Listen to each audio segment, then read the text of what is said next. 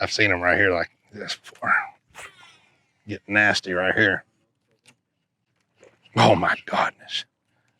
Oh my goodness. Missed it.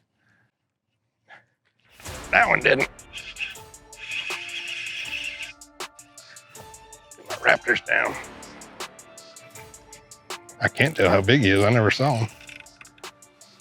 Big. Big. Slow motion jump. I like that. She's got a face full of 6-inch catwalk. I do not want to wear any of that. That was a blow up.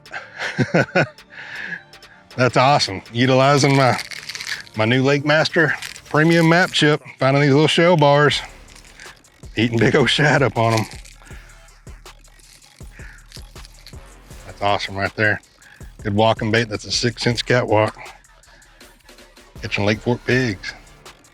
I know y'all saw that. That's fun.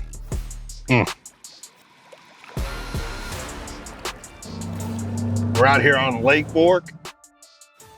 We're gonna get on the new LakeMaster map chip, section out the lake, kind of break it down just like I would a tournament. Oh, big one's on it, got him. I'm gonna run up shallow and throw a topwater square bill on some shallow shell bars and points. And at the same time, I'm gonna look at some offshore stuff, some pond dams, some points, and figure out where these fish are holding. And it's hard to beat a good topwater bite this time of year. You just gotta cover water and pay attention to your mapping is huge, even though it's in 2 foot of water. That new LakeMaster chip shows it. We're gonna catch them bigger than that today.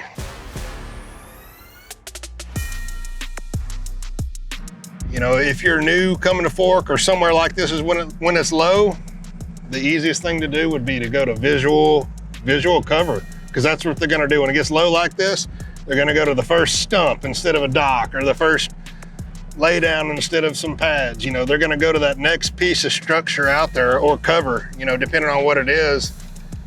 And you know, whether it's wood or rock or a ridge or a roadbed or something like that. See, like right now, I just fished a little a little point with some trees on it.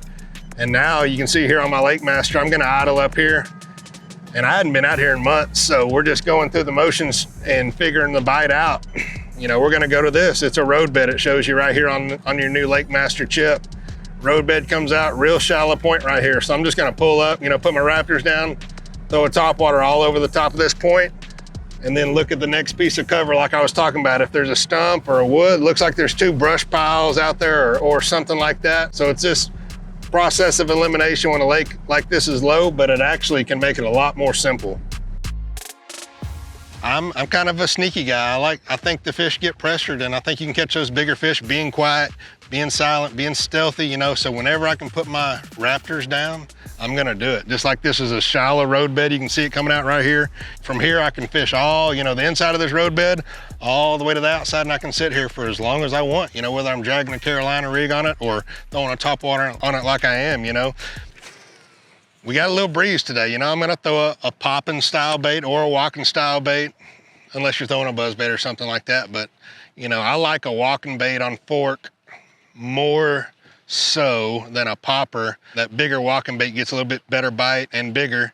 And these fish are pretty smart. So I think just that faster retrieve with that walking bait gets a little bit more bites. That was a gigantic bass and I missed him. Good Lord, come back, please.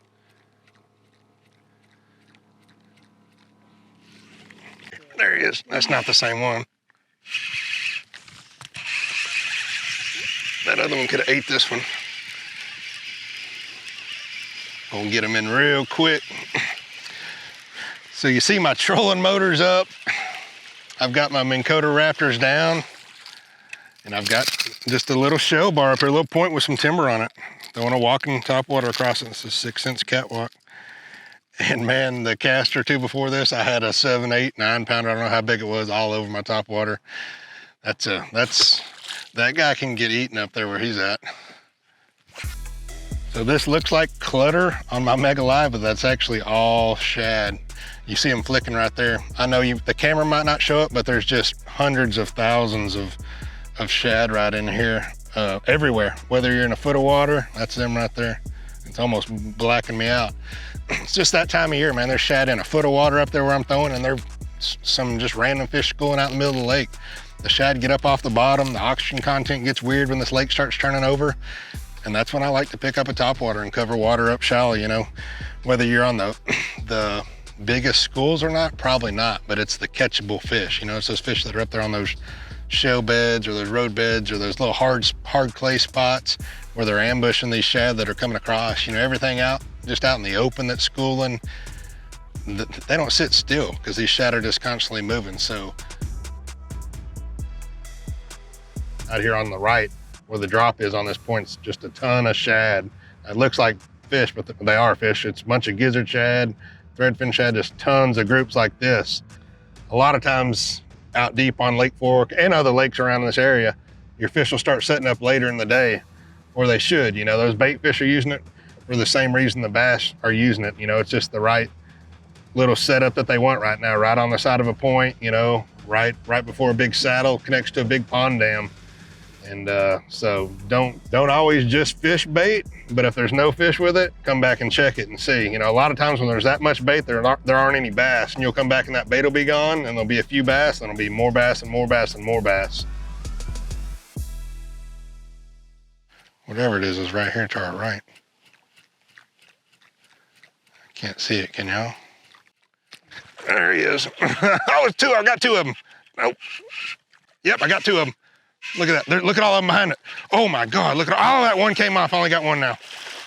Oh man, look at all of them. Ha! Had a double.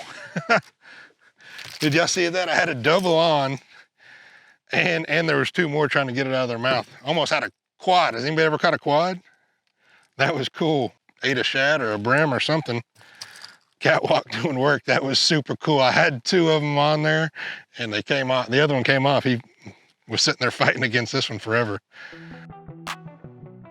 You see right here, it's just kind of flat on the side. And big fish come out of this standing timber to our right and off the main lake out here in this deep water are just, you know, big groups of mussel, you know, clams that get up on these shallow bars. Like here's a big point right here on my LakeMaster. Man, all this is shell. And it's just a hard spot. It's a dinner table, you know. You don't like going to your house and sitting out in the yard in the mud and eating dinner. You know, you want to sit at the dinner table. You know, it's the same thing right here. We have really hard clay here at Lake Fork, Sam Rayburn, Toledo Bend. That's where those shells like to be. You know, those shells will get up here. You know, just a hard group of shell where the shad like to feed on the algae and the plankton that are around the shells and the clams. And the bass are just like us. They want to eat on our dinner table. And those little shell beds are just little dinner tables for them to eat shad or brim or yellow bass, barfish, whatever they're eating. It's just a little hard spot.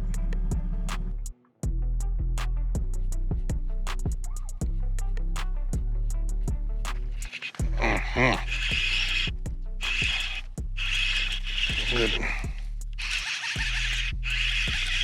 That was a bite right there.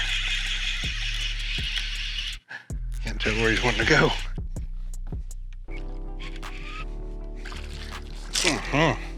Big old long sucker right there. He's gonna be dangerous to get off. It's Lake Fork bass on the topwater. You know, I got them hooked good. But you know, a lot of hooking them good is having the right setup. You know, I've got, when I'm throwing a walking bait like this, I throw it on 50-pound Sunline frogging and flipping braid. I throw it on a Halo HFX 7-foot medium cranking rod. It's real parabolic. You saw that fish when I was fighting, it was bending like crazy. And you know, sharp Gamakatsu hooks. That's a 6-cent catwalk. Topwater, that's a big old bass. When it's tough this time of year, you know, it's hard to beat just going up shallow, you know, putting your Raptors down, Minn Kota Raptors down, and throwing a big walking bait. That's a beautiful Lake Fork bass right there.